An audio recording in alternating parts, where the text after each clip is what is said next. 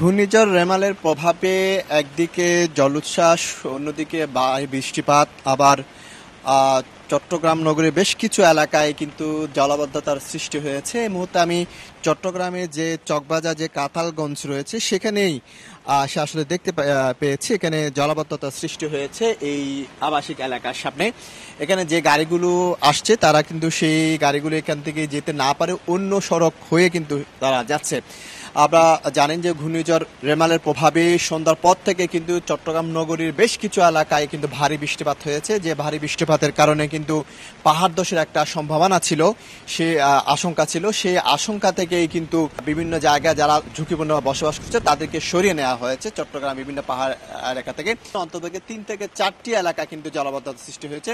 পুরো সড়ক জুড়ে পানি আর পানি, এখানে বলা যায় হাঁটু সমান পানি তৈরির সৃষ্টি হয়েছে এই কাতালগঞ্জ এলাকায়। এবং এখানে যে সিএনজি বা রিক্সা যেগুলো আসছে প্রাইভেট কার, সেগুলো কিন্তু এদিক দিয়ে অতিরিক্ত পানির কারণে কিন্তু এদিক দিয়ে না এসে অন্যদিকে তারা কিন্তু ঘুরে চলে যাচ্ছে। একটু বৃষ্টি হলে বন্দরনগরী চট্টগ্রামে জলাবদ্ধতার সৃষ্টি হয় এবং সেই জলাবদ্ধতায় কোনো জায়গায় হাঁটু সমান, আবার কোনো জায়গায় কোমর সমান পানিতে কিন্তু বিভিন্ন এলাকা কিন্তু তলিয়ে যায়।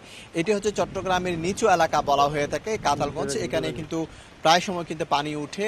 আজকে যে রেমালের ঘূর্ণিঝড় রেমালের প্রভাবে সন্ধ্যার পর থেকে যে বৃষ্টি হচ্ছে, বৃষ্টির কারণে কিন্তু জলাবদ্ধতা সৃষ্টি হয়েছে। সোজা রাস্তায় একটু দেখানোর চেষ্টা করবো।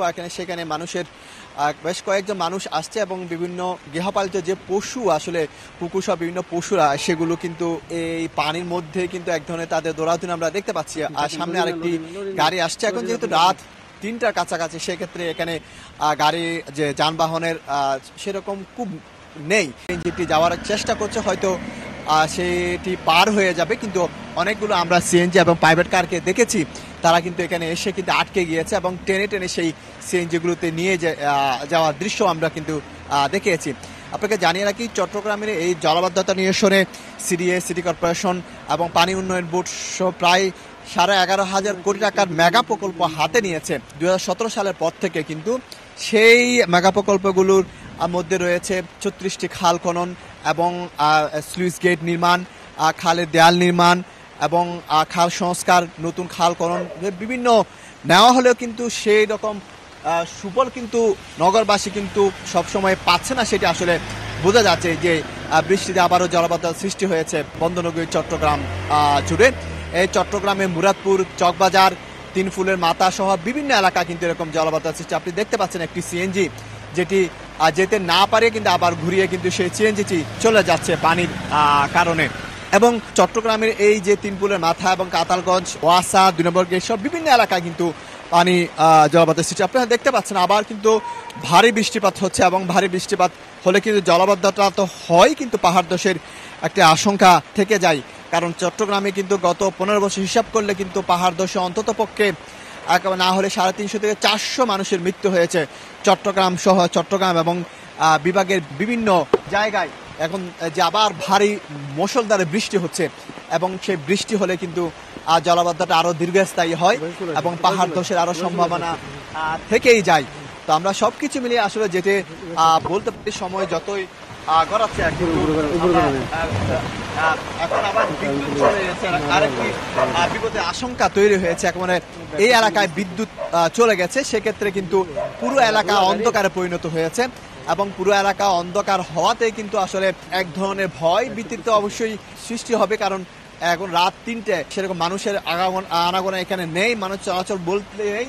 যে কয়েকটি প্রাইভেট কার, সিএনজি এবং রিক্সা আসছে সেগুলো কিন্তু জলাবদ্ধতার সৃষ্টি হওয়ার কারণে কিন্তু আবার পেছন দিকে চলে যাওয়ার কিন্তু সেই গাড়িগুলো চেষ্টা করছে। আমরা আসলে দেখানোর চেষ্টা করছি সাধারণ মানুষদের আসলে জলাবদ্ধতা সৃষ্টির কারণে তারা কি ধরনের সমস্যায় পড়েছে। এটা যদি দিনে হলে তাহলে সেক্ষেত্রে কিন্তু অনেক মানুষের দুর্ভোগ অনেক ক্ষেত্রে বাড়তো। যেহেতু এখন রাত এবং ঘূর্ণিঝড় 9 নম্বর সিগন্যাল চলছে চট্টগ্রাম জুড়ে, সেক্ষেত্রে মানুষের আনাগোনা নেই বললে চলে। যে কয়েকটি গাড়ি যেগুলো আসছে সেগুলো কিন্তু চলে যাচ্ছে। তো যেটি বলতে পারে চট্টগ্রামের একেবারে দুঃখ বলা হয়ে থাকে এই জলাবদ্ধতাকে। জলাবদ্ধতা একটু বৃষ্টি হলে কিন্তু বন্দরনগরী চট্টগ্রাম জুড়ে বিভিন্ন জায়গায় কিন্তু জলাবদ্ধতার সৃষ্টি হয়। আরও ভারী যদি বৃষ্টিপাত হয় সেক্ষেত্রে এই জলাবদ্ধতার পরিমাণ আরো বাড়বে এবং এটি এখন যেহেতু হাঁটু সমান পানি দেখতে পাচ্ছি, সেটি হয়তো কোমর সমান পানিতে তলিয়ে যাওয়ার একটি সম্ভাবনা থাকে, কারণ বন্দরনগরী চট্টগ্রামের যে গুরুত্বপূর্ণ যে সড়কগুলো সেগুলোতে মানুষের যান চলাচল ব্যাহত হয় এবং যেহেতু এখানে বাণিজ্যিক রাজধানী, এখানে বিভিন্ন ব্যবসা প্রতিষ্ঠান রয়েছে, সেই ব্যবসা প্রতিষ্ঠানে পানি ঢুকে যায়, বিশেষ করে খাতুনগঞ্জ, চকবাজার, রিয়াজউদ্দিন বাজার, সেখানে কিন্তু জলাবদ্ধতার সৃষ্টি হলে কিন্তু দোকানপাটে পানি ঢুকে যায় এবং বড় ধরনের ক্ষতির মুখে পড়তে হয় ব্যবসায়ীদের। আপনি হয়তো দেখতে পাচ্ছেন এবং এই মুহূর্তে কিন্তু আমরা দেখতে পাচ্ছি সে বৃষ্টির একটি গাড়ি যাচ্ছে, সেই গাড়িটি যাওয়ার চেষ্টা করছে, আসলে পানিকে ভেদ করে যাওয়ার চেষ্টা করছে, যেহেতু একটি বড় গাড়ি সেক্ষেত্রে সেটি যেতে কোনো ধরনের বাধা করতে হয়নি, কিন্তু সিএনজি, অটোরিকশা, প্রাইভেট কার এগুলোকে কিন্তু সেই হাঁটু সমান পানির উপর দিয়ে যেতে তাদেরকে অনেক বেগ পেতে হচ্ছে। তো যেটি বলতে পারে আসলে যে 11,000 কোটি টাকা যে মেগা প্রকল্প হাতে নেওয়া হয়েছে, তারপরেও কিন্তু বৃষ্টি হলেই জলাবদ্ধতার সৃষ্টি হয় বন্দরনগরী চট্টগ্রাম জুড়ে। আপনি হয়তো দেখতে পাচ্ছেন বেশ কয়েকটি গাড়ি কিন্তু ফ্ল্যাশ লাইট জ্বালিয়ে আসছে, আবার অনেকে কিন্তু থেমে যাচ্ছে, যেহেতু পানি বেশি হলে ছোট আকৃতির যে প্রাইভেট কার এবং যে সিএনজি সেগুলো কিন্তু আটকে যায়, পানি ঢুকে যায়, ইঞ্জিন নষ্ট হয়ে যায় এবং তাদের ক্ষতির মুখে পড়তে হয়। তো সেক্ষেত্রে তারা কিন্তু অনেকে কিন্তু পেছনে ফিরে চলে যাচ্ছে, আবার যেগুলো একটু বড় গাড়ি সেগুলো কিন্তু এই পানি মারিয়ে কিন্তু উপর দিয়ে আবার চলে আসার আমি দেখতে পাচ্ছি। দুটি প্রাইভেট কার এবং একটি সিএনজি যেগুলো অন্য পথ দিয়ে চলে যাচ্ছে, কারণ সেগুলো চাকা এবং ইঞ্জিনে পানি ঢুকে গেলে সেগুলো এখানে বন্ধ হয়ে যাবে, সেখানে চলে যাচ্ছে।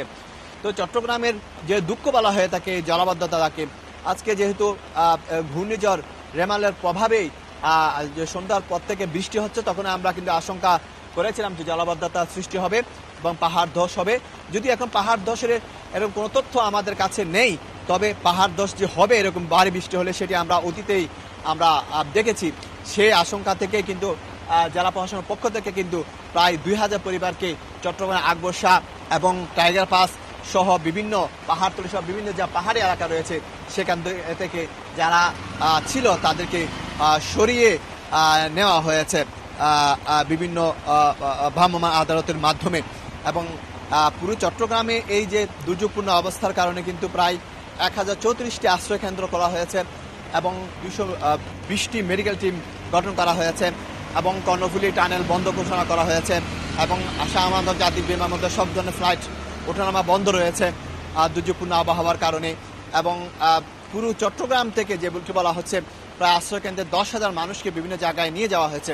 তো সবথেকে বেশি যেটি হচ্ছে এই জলাবদ্ধতার সৃষ্টি হয়েছে, এই জলাবদ্ধতার কারণে কিন্তু মানুষকে দুর্ভোগ, যেহেতু রাত্রে মানুষের চলাফেরা কম, সেক্ষেত্রে কি যানবাহনগুলোকে সমস্যায় পড়তে হচ্ছে, তারা সে রাস্তা না গিয়ে অন্য রাস্তায় যাওয়ার চেষ্টা করছে। তো যে ঘূর্ণিঝড় রেমালের প্রভাবে চট্টগ্রামে জলাবদ্ধতার সৃষ্টি হয়েছে চট্টগ্রাম কাতনগঞ্জ এলাকায়, সেটি আসলে দর্শকদের দেখানোর চেষ্টা করেছিলাম।